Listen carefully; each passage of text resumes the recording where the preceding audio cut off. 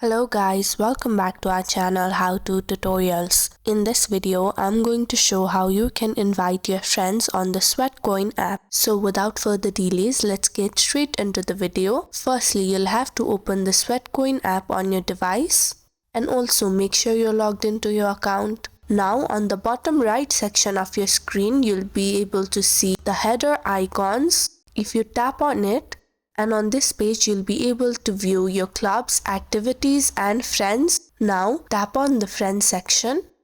Here if you scroll downwards, on the search section you can type in the username of your friends and directly follow them by tapping on the follow button. Similarly, you can also connect with your friends by simply tapping on the Add Contacts button. This will allow Sweatcoin to find the contacts of your phone on Sweatcoin. Similarly, if you'd like to share the link of your account, you can simply just tap on the apps that you'd like to send the links to, or you can simply copy the link as shown on the screen and paste it on the message box to your friends. So it is that easy to invite your friends on Sweatcoin, and if you found the video to be helpful, don't forget to like, share and subscribe to our channel.